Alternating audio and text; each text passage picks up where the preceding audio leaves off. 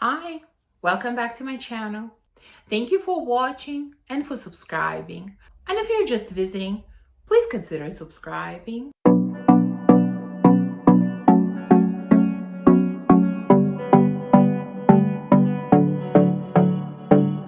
So today I'm going to do a tag video.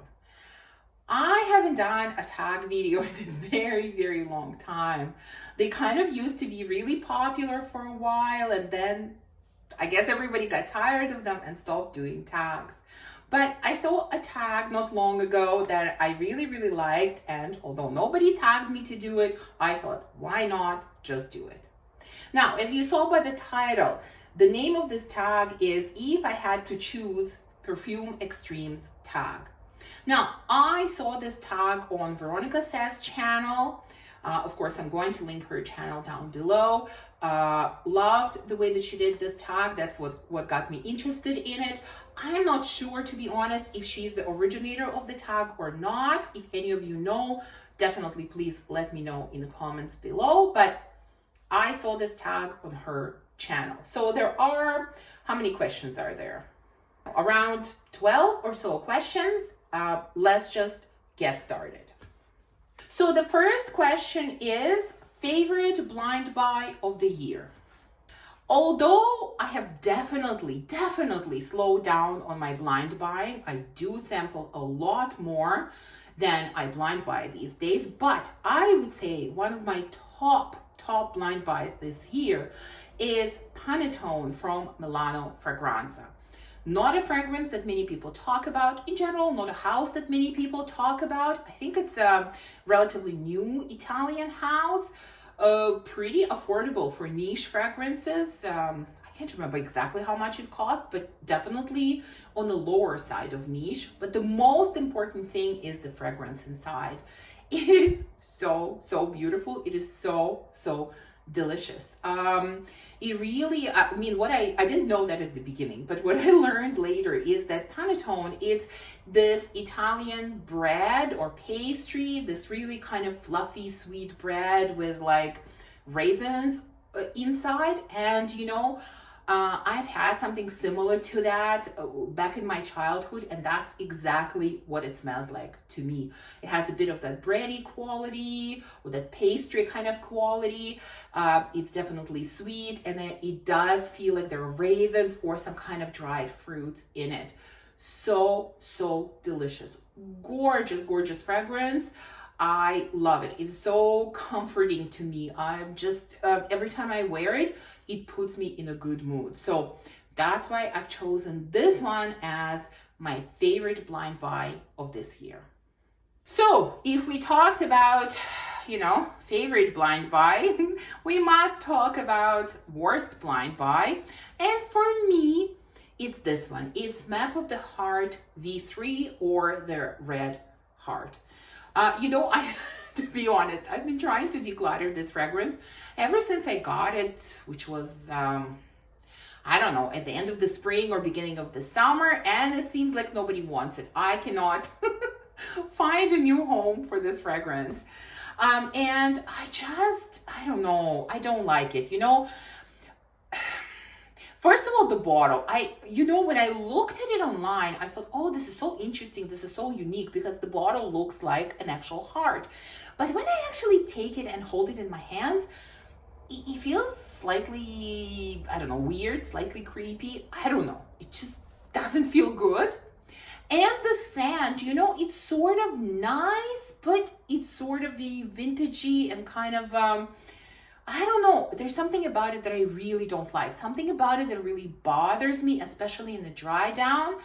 And I just cannot bring myself to wearing this scent. I even for a while wanted to kind of, you know, test it out a little bit more. Don't be so judgmental, give it a chance. And you know what? I just can't. There's something about it that really rubs me the wrong way. And so for that reason, I'm choosing it as my worst blind buy of the year. Next question, favorite fragrance of all time. Can you guess? I think you can guess. I'm going to be very predictable in this selection. Yes, it is still Unknown Pleasures from Kerosene Yes, this is probably my number one fragrance of all time. Again, there's something special about this fragrance to me. You know, when you look at the scent profile, there's nothing super unique. You know, there are other fragrances in a similar scent profile, and yet for me, there is something special about this fragrance. You know, it's this sweet kind of slightly lemony, caramelly tea, which to me really translates to a cup of tea with condensed milk, you know, which again for me is very sentimental. It makes me think of my childhood, and I just, every time I'm super comforted by this fragrance. I love the scent profile, and overall, yeah, it is still my number one. Next question is signature fragrance. Well, that's a tough one because, you know, once upon a time I had a signature scent. These days I don't. But if I could have a signature scent, if somebody asked me to recommend a signature scent, I would definitely go with something classic. And I would go with Coco Mademoiselle from Chanel. Yes, I know many of you will say, well, this scent is very popular now. So many people are wearing it. You're going to smell like everyone else. Yeah, perhaps. I get your point. I get your point. But still, there is something so classy, so regal, so sophisticated about this scent that I think it would be a perfect choice as a signature scent. You know, you all know what it smells like. I'm not even going to go into that, but if somebody asked me to recommend a signature scent, I think I would go with this one. Next question is wedding scent. Well, what did I wear for my wedding? I have no idea, to be honest. But if I had to choose now, I would go with Atomic Rose from Initio. And, you know, I could have gone with Delina from Parfums de Marly too. To me, the two fragrances are quite interchanging, to be honest. But I decided to go with this one just because maybe I've talked about this one a little bit less than about Delina. But to me, this just screams a wedding scent. There's something so beautiful, so elegant, so, I don't know, in a way pure about this scent. And I think it will be perfect for a wedding. When I think about a wedding, you know, I always think about roses. You know, some of you might think this kind of roses a bit old-fashioned, a bit old school. Yeah, maybe, I don't know. But for me, when I think about weddings, I think about roses, and obviously this scent is about a beautiful rose. And that's why immediately when I thought about what to choose for this category, I thought about this one. Next question is about a favorite date night scent. And here the choice again was pretty easy. I went with a scent that is favorite of mine and a favorite of my husband's, because obviously if I'm going on a date, I'm going with him. And that is Tony Iommi from Xerjoff. You know, I've talked about this scent so much ever since it came out because I got it, I think, pretty much right away. And I've been in love with this scent ever since, and I still love it just as much, and so does my husband. There's something so special and so stunning about the scent, you know. To me, it's mostly about this really sweet, juicy passion fruit with earthy patchouli. Yes, there is leather in here, which to me is almost unnoticeable. Like, it is so in the background, and really the other notes like patchouli and passion fruit, for me, overpower the leather that it becomes almost unnoticeable. But there is something so juicy, so sexy, so seductive about this scent that both of us absolutely love it. And that is definitely what I would choose for a date night. Next question is most hated fragrance. Well, you know, there are, first of all, let's start with the word hate. I think it's a little strong, especially when applied to fragrances. You know, you either like a fragrance or you don't like a fragrance. But, you know, there are a few that I could have chosen here. But one that kind of came to mind right away, probably because it's somewhat of a popular fragrance, that is Libre from YSL. Obviously, I don't have it because I don't like it, but I really don't like this fragrance. And I'm talking about the original Libre, because some of the flankers are definitely much better. You know, I can't say any of them are my favorites, but I do like them a lot more than the original. But original is a big no for me. I mean, the lavender in it is so strong, so herbal. I do not like that. I do not enjoy that. Lavender is a note that is really tricky for me. In most cases, I don't like it. It has to be done in the right way for me to enjoy it. And this is definitely not that situation, you know? You know, original Libre, I don't like lavender and I don't enjoy the fragrance overall. Next category is worst fragrance bottle. I love those types of questions. You know, I enjoy beautiful bottles, beautiful packaging of fragrances. That's part of the aesthetic that I really enjoy. And I really wanted to choose something that I actually have in my collection. And I can't say that it's a horrible bottle, but it's probably one of the worst that I have. And that is Raw Cherry from Erin Terence Hughes. It's just, you know, I like a simple bottle. I like a classy looking bottle, but I think this one is a little bit, first of all, a little bit too boring. It's just all black. Even the label doesn't really stand out because it's on a black background. And what really bothers me is that the label is kind of in the upper half of the bottle. Why is it not in the middle? Like, I really like symmetry, I guess. And my OCD is really annoyed by this occurrence. You know, it's really annoyed that the label is not in the middle and it's in the upper half. So I don't know. I just find this bottle maybe not the, you know, the worst fragrance bottle, but definitely the most boring fragrance bottle. Next question, of course, is going to be about best fragrance bottle. And I have many beautiful bottles in my collection. So I decided to go with perhaps the most unique looking bottle in my collection. And I chose a bottle from the House of Gritty. This is Chantilly. I think this is so unique. Here you see it from the front. And if we turn it, this is the side view. And it's just unusual. You don't see, well, I haven't seen any other bottles that look like this. It is quite simple in a way, but I like that about it, that in a way it is simple and at the same time it's unique. I really like this kind of marble effect on the cap, you know, simple kind of label. It just all works harmoniously in my opinion, and it is beautiful, it is elegant, and at the same time it is unique. Next category is most expensive fragrance. Well, I definitely have some expensive fragrances in my collection, but I think the one that I paid the most for is Italica from Xerjoff.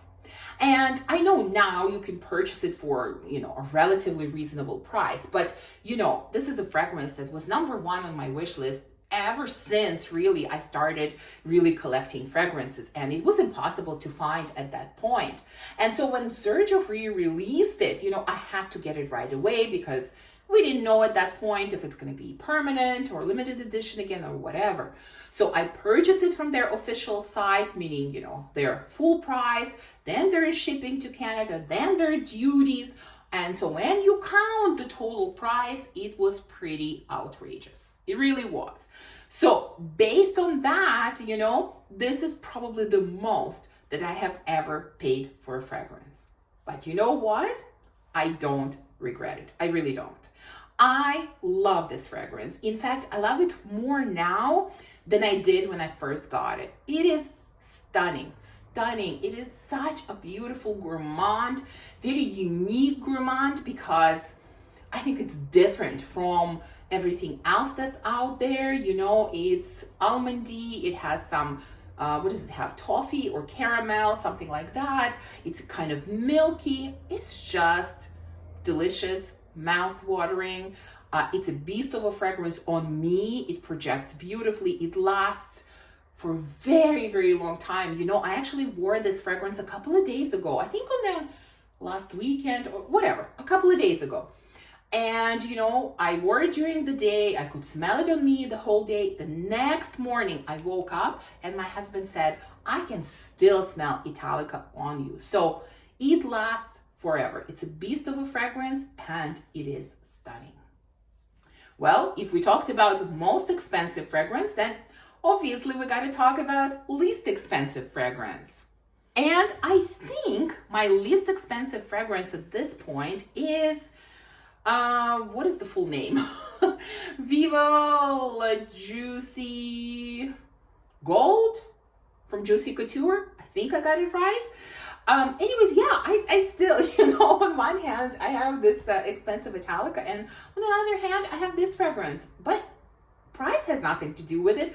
I still enjoy this one. It's a really nice gourmand. It's this caramelly, fruity goodness, you know, it's really sweet, like it's really sugary sweet, but you know, wearing it at home or wearing it like on a cold night or wearing it to go to bed, I still really, really enjoy it, and that's why this fragrance is still in my collection. Next category is most complimented fragrance. If you watched me for a while, I don't think this will be a surprise, because for me, the most complimented fragrance is hands down Fleur Narcotique from Ex Nihilo. For some reason, men go gaga over this fragrance. They love it. Okay, let's not exaggerate. Let's say very often when I wear this fragrance, I get a compliment, and 99% of the time it is a compliment from a man. They just love this fragrance. It's a very beautiful, musky floral with just a little bit of fruitiness added in. You know, there is a really prominent note of orange blossom, but it's not a really sweet orange blossom. It's a beautiful fragrance. It's one of the best floral scents that I have tried. It's definitely one of my favorites, and it is hands down the most complimented fragrance for me. We're left with two more categories, and I really love these two categories. I think we're ending with really two of the most interesting questions. So the next one is most nostalgic fragrance.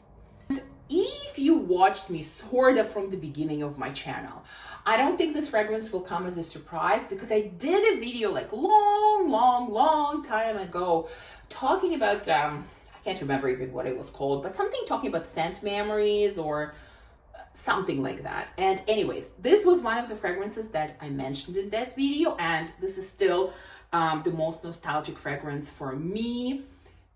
This is Florabotanica from Balenciaga. Why is it nostalgic? Because I wore this fragrance when I found out that I was pregnant with my daughter. I wore it basically through the whole time when I was pregnant, and when I had her, I wore this fragrance. So really for me, this is right away connection to her, and so it is very nostalgic for me. The fragrance itself, well, most of you are familiar with it. It's kind of a dry, slightly herbal rose.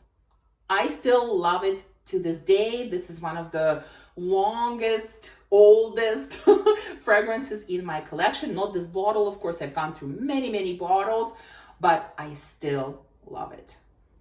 And the last question, and that is most offensive fragrance that I wear anyways. I love this question. Well, you know, at first I thought, well, I really don't know. I mean, if it's offensive to me, why would I wear it?